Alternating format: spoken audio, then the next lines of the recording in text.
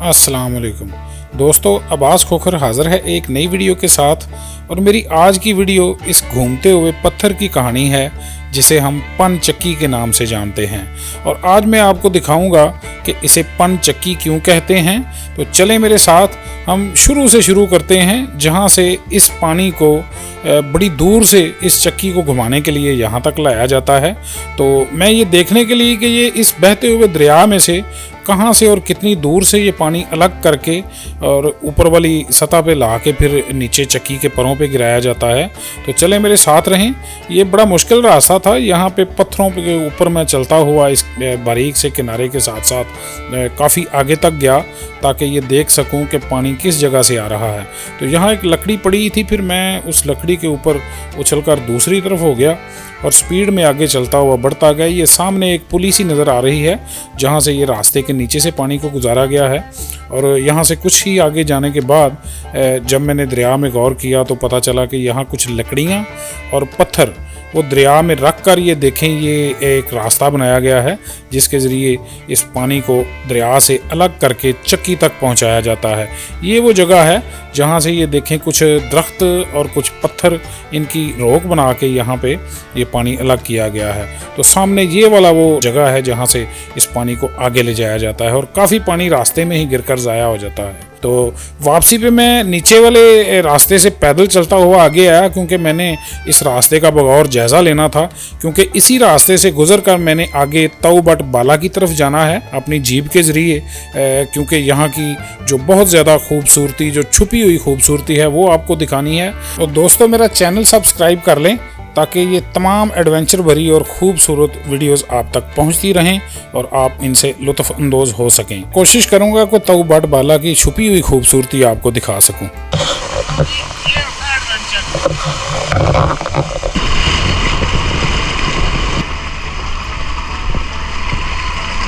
दोस्तों आज की वीडियो पनचक्की की है, तो चलें हम पहले आपको पनचक्की दिखाते हैं, फिर अगली वीडियोस में तऊ बट बाला की छुपी हुई खूबसूरती दिखाएंगे।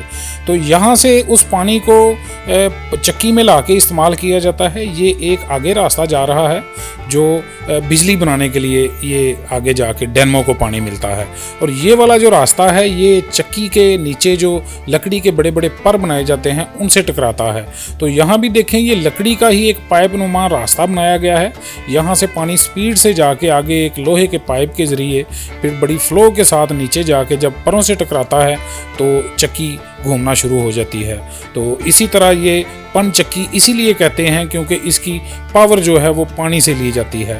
तो इस साइड पे देखें ये वाला जो हिस्सा है इधर बिजली बनाई जाती है। यहाँ चंद घर हैं इस छोटे से गांव में और इस पूरे गांव के लिए ये बिजली बनाने वाला एक छोटा सा समझे डैम है। तो यहाँ पानी को इस हिस्से में ला के रोका जाता है।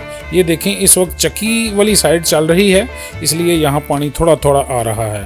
तो यहाँ पानी रोकने के बाद इस पाइप के ज़रिए जब इसको खोला जाता है पानी को तो फिर आगे बड़ी पावर के साथ जाके वो डेनमो के जो मैकेनिकल है उसको टकराता है, उससे फिर पावर पैदा होती है।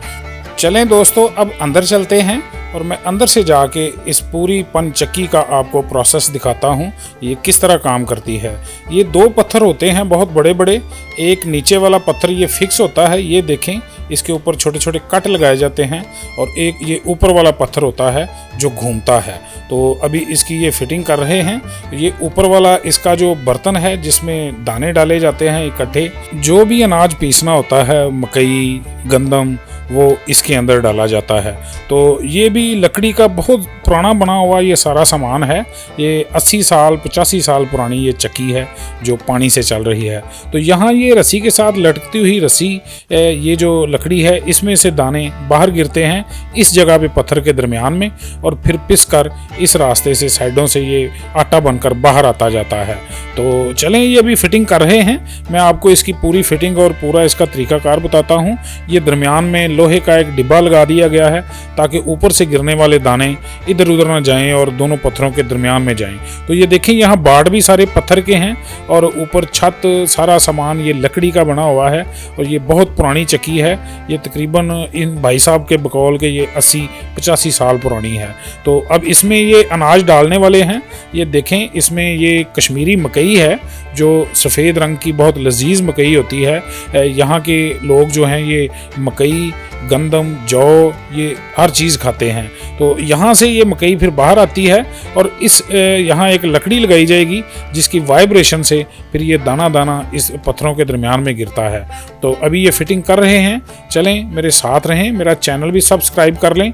आने वाली वीडियोस में मैं आपको तौबड़ बाला की सारी खूबसूरती दिखाऊंगा।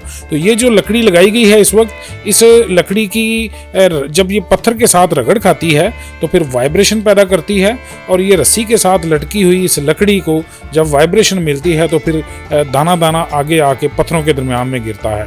तो अभी ये बाहर से जाके पीछे से पावर देने लगे हैं। ये देखें पानी अब इस साइड से आ रहा है, मगर जो ही ये पीछे से जाके पानी के रुख चेंज करेंगे तो अब देखें ये पानी चक्की के नीचे से गुजरकर आगे आ रहा है और इसकी ताकत से फिर ये चक्की का पत्थर घूमना शुरू हो जाता है। पहले इस तरफ से पानी आ रहा था, अब इस तरफ से आ रहा है। तो जो ही नीचे से पावर मिली तो ये पत्थर ऊपर वाला घूमना शुरू हो गया और इस पूरे प्रोसेस का स्टार्ट हो गया है। तो मैं आपको पूरा इसका दिखाता हूँ कि ये किस तरह दो रगड़ते हुए पत्थर अनाज को पीस कर आटे की शक्ल में बना देते हैं। तो यहाँ देखें ये जो लकड़ी है ये इस वाइब्रेशन से, इस लकड़ी की वाइब्रेशन से ये दाना दाना आगे बढ़ता है। ये वाली लकड़ी जब नीचे घूमते हुए पत्थर से टकराती है तो फिर वहाँ से थोड़ा थोड़े दाने आगे बढ़ते हैं और इन दो घूमते हुए पत्थरों के दरमियान में इनकी रगड़ से और वजन से फिर आटा बन के इस बॉक्स के अंदर इकट्ठा होता जाता है। और इसकी क्वालिटी को भी ये चेक करना पड़ता है। यहाँ मैं आपको एक चीज़ बताता चलूँ कि ये देखें बाहर आने वाला ये अनाज जब पिसता है तो इसका फाइबर नहीं जलता। ये होती है पत्थर वाली चक्की। तो इसके स्लो घूमने की वजह से ये देखें बहुत ज़्यादा तेज़ चक्कर नहीं है पत्थर के, इस वजह से इसका फाइबर नहीं जलता जो इंसानी सेहत के लिए बहुत ज़्यादा कीमती चीज़ है। तो ये देखें इसकी क्वालिटी को भी साथ साथ चेक करते हैं। अगर आटा ज़्यादा मोटा हो तो फिर दाने की मिकदार थोड़ी कम कर दी जाती है। और यकीन माने आज चाइना की चक्की का आटा खा खा के हम लोग शुगर के मर्ज में मुब्तला हो रहे हैं, जबकि इन लोगों की सेहत देखें, ये कम से कम 65 साल के हैं। भाईजान आपका नाम क्या है? सदीक शाह। सैयद है माशाल्लाह। तो ये कब से काम कर रहे हैं आप? 48 साल। अच्छा 48 साल से आप ही कर रहे हैं या पहले आपके वालिद साहब? पहले वालिद साहब करते थे और उसके बाद आप कर रहे हैं। तो इसका क्या पिसवाई वगैरह क्या लेते हैं आप? जो मजदूरी है 3.5 किलो मन का। और इसमें कितनी पिसाई हो जाती है?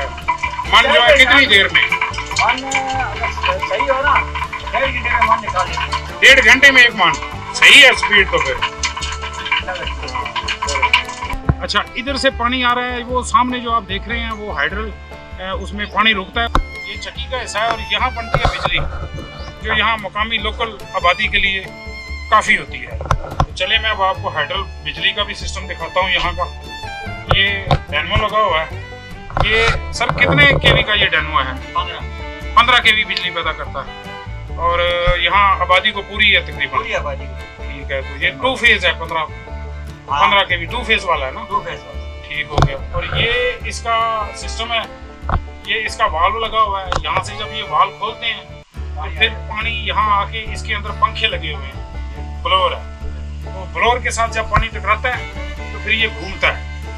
और अभी उस उधर चक्की चल रही है, वरना हम आपको ये भी चला के दिखाते, क्योंकि एक टाइम में एक चीज़ चलती है, या पानी उधर कन्वर्ट करते हैं या फिर इधर कन्वर्ट करते हैं।